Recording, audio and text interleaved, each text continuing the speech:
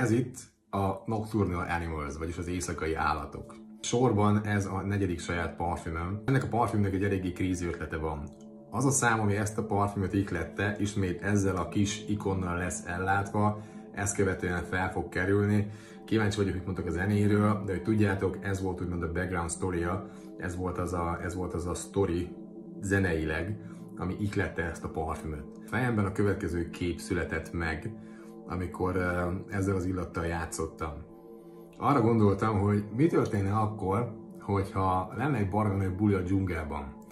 Úgymond az őserdőben. Mindenféle állat, amit Jóisten megteremtett, minden állat 2 lábú, 4 lábú vagy 100 lábú, ott van, partizik, és egyszer csak az éjszaka kellős közepén holdvilágos fénynél, holdőrült is vagyok, csak hogy ezt így tudjátok, holdvilágos fénynél besétál egy unikorn is. Mi a francia csinálna bárki egy illatot ehhez a sztorihoz? Hát azért, mert miért ne? Ehhez hasonló őrültséggel nem találkoztam sehol a parfümvilágban, úgyhogy úgy voltam vele, hogy hát ha unikorn is, akkor én meg fogom lovagolni ezt a sztorit, és lássuk, hogy mi kerekedik ki belőle. Megpróbáltam visszahozni ebben a parfümben úgymond a nehézségét, illetve azt a majdnem ilyen folytó közegét a dzsungelnak, amit akkor tapasztalsz, hogyha egy ilyen nagyon páradús erdőben, melegben, ami szinte folytó, de mégis van benne valami frissesség, mégis van benne valami állatias ugye a közeg miatt.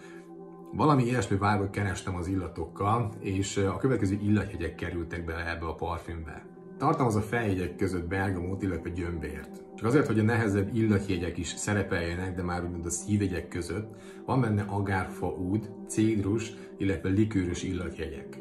Az alapillatjegyek között pedig megtaláljuk a pézsmát, hogy meglegyen az állatias vibe-ja az illatnak, vaníliát, illetve virágos illatjegyeket, de ezek közül is inkább a nehezebb virágos illatjegyeket. Mikor a parfümöt készítettem, eszembe jutott egy olyan kiegészítés is, hogy mi lenne akkor, hogyha tegyük fel, ugye most elképzelve a sztorit, a dzsungelben ugye minden szem az unikornisra irányulna. Mi lenne akkor, hogyha ez a parfüm úgymond egy bizonyos ponttól kicsit megőrülne?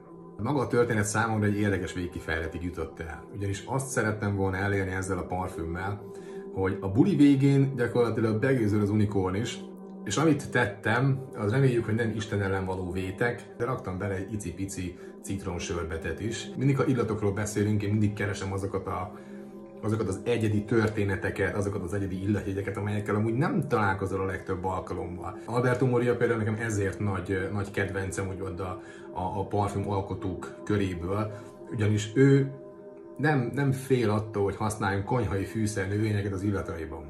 Szóval egyre inkább próbáltam, és majd ezt a következő illatokban is majd tapasztalni fogjátok, tehát egyre inkább próbáltam belemászni én is olyan illatjegyekbe, illetve akkordokba, amelyek a hétköznapi életben is megtalálhatóak, kicsit emlékeztet téged úgymond egy ilyen, majdnem őrültebb vibe-ra.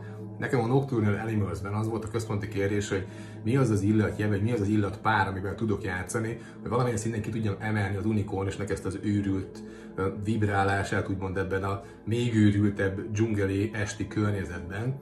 És nekem ez az illatpár volt, ami teljes mértékben visszaadta azt az érzést, amit próbáltam keresni, és hozzá tudtam párosítani az unikornishoz. Valószínűleg többen azt hiszitek, hogy megőrültem, vagy hogy valami elcsattant az agyamban, de egyszerűen csak próbáltam egy olyan irányt venni, vagy egy olyan irányt keresni a parfümök készítésénél, amit én személy szerint még egyszer nem tapasztaltam, nem nagyon láttam, illetve szagoltam, éreztem más parfümöknél, és igen, egyfajta varázslatos, vad, mégis nehéz, de egy éjszakai feelinget akartam visszahozni, ami pörget, és ami nem húz le téged a leszálladást követően sem, hanem ad neked egy ilyen extra push, egy ilyen extra vibe-ot. Tehát ha így mondjuk, akkor igenis akartam csinálni egyfajta buli parfümöt. Végső soron úgymond egy katalizátort akartam azoknak a partizóknak, akik eljárnak bulikba, és akarnak egy intenzív illatot, és ugye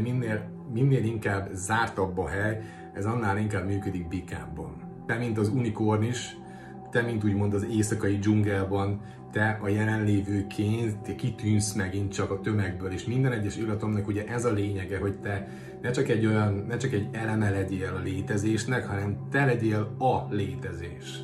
És te legyél az, aki a parfümöket, mikor használod, te legyél az, aki mind a mellett, hogy egyé válsz, illetve a karaktered, a személyiséged egyé tud válni ezekkel az illatokkal, és a legoptimálisabb szinten tudsz rezonálni ezekkel az illatokkal, te legyél az, aki uralod az éjszakát, mint ahogy az unikorn is az erdőben.